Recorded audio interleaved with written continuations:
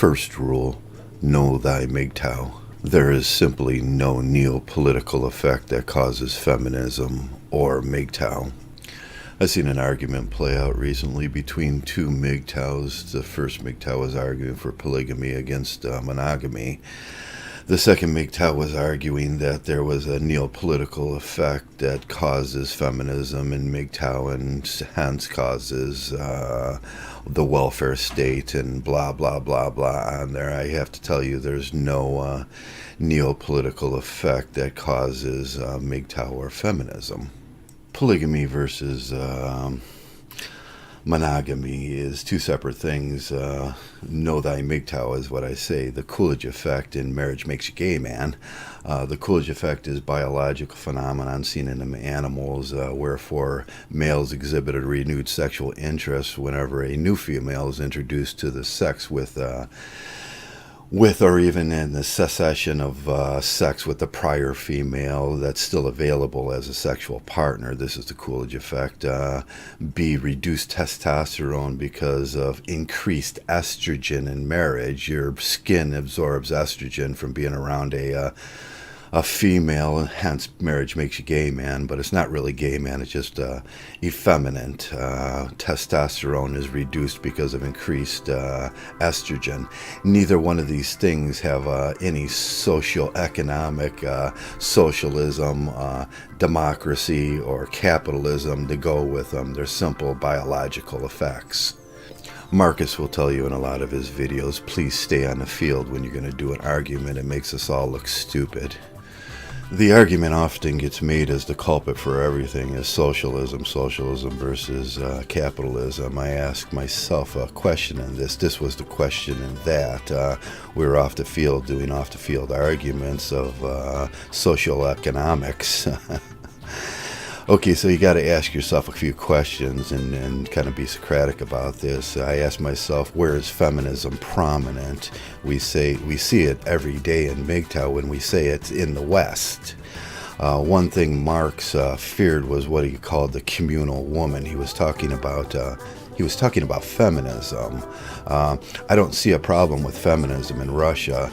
So with these facts, capitalism in itself, the ability for women to vote and breed and do things without a male present because of basically monetary things, capitalism breeds feminism. We see it all over the rest. The answer does not fall in the realm of social economic systems with Mgtow.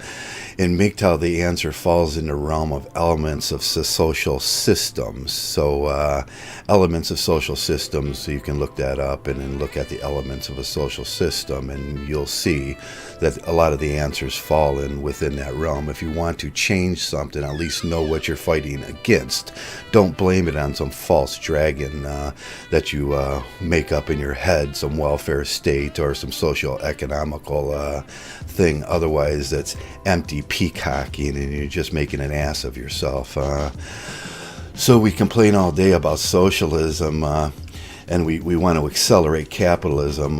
If we accelerate capitalism, we accelerate feminism because it gives the women the option of breeding without a male's protection. They get the male's protection from the democratic state or the capitalist state. It's a misappropriated nationalism that we see when we make this argument that socialism is the cause of all feminism, and you're just doing an off the field argument for something. We gotta follow these things illogically, otherwise it's absurdity. Concepts of systems. Current to modern sociology, and sociology refers to the order and arrangement of interrelationships between the parts of the systems. In the arrangement of the social system, every part has a fixed place and defines the role it plays, and the parts are bound by interactions, social interactions, gender dynamics. The system signifies it, and plus the patterns of relationship among the constituent parts of the structure, which is based on a functional relationship. and which these parts are active and binds them into reality. We're talking about reality here.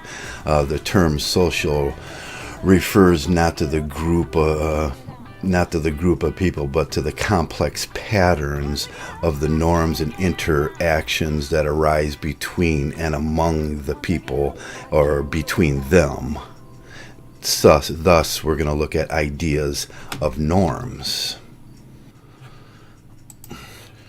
We talk about ideas and norms. The society lays down certain norms and ideas for keeping the social systems intact, or not arbitrarily inserted into these things, for determining the various functions and different rules. These norms prescribe the rules and regulations on the basis of which an individual person may acquire their cultural goals or aims.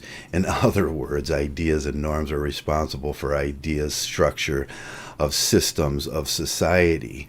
Due to them, the human behavior does not become deviant.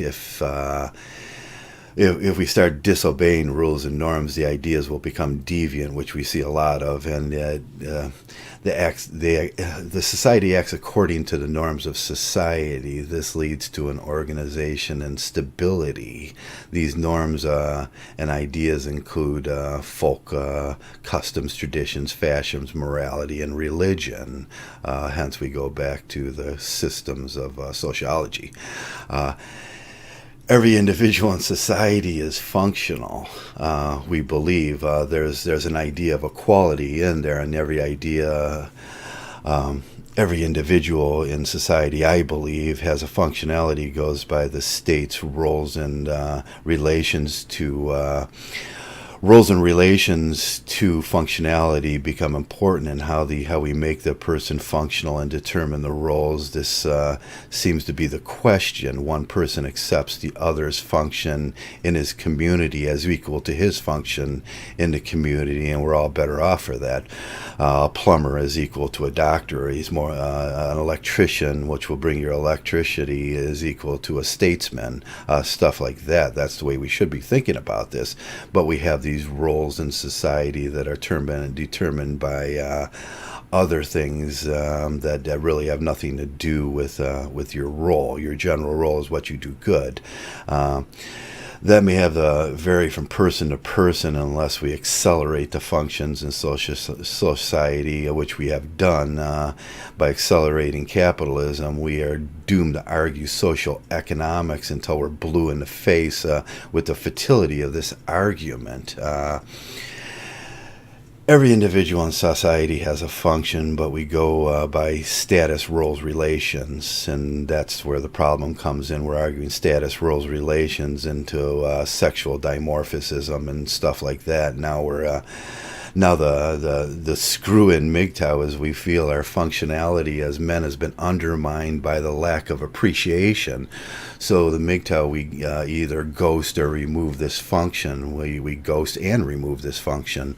We can do two things here. We can do ands, ors, or nots. We can do the not, which we do no, and for the purpose of the function, for the purpose to agree with this, becomes more functional. But when it's accelerated functions, we see that it becomes an issue that of use and reward. Like I said, males in this functional society seem like we're undermined.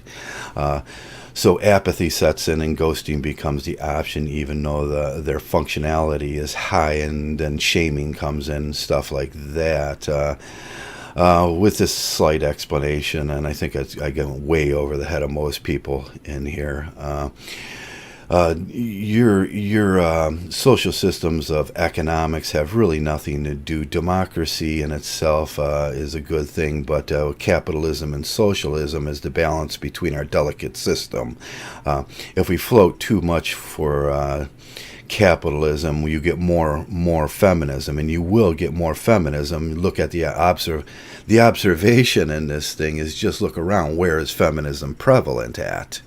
And socialism, on the other hand, kind of makes it inoperable to do feminism as seen in socialist states. So when I look at this argument, I'm not saying this way or this way. I like the idea where it floats in between. But when two get out of balance, that's where we see the argument of gender dynamics and feminism come in. And it's an unbalanced gender dynamics.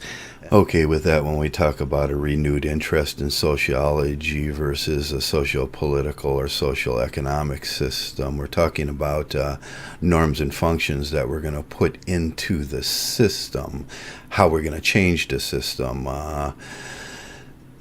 And with that, we can change the system. If we talk about it within social functions and sociology, we'll never change the system by changing a system of economics. Economics are what they are.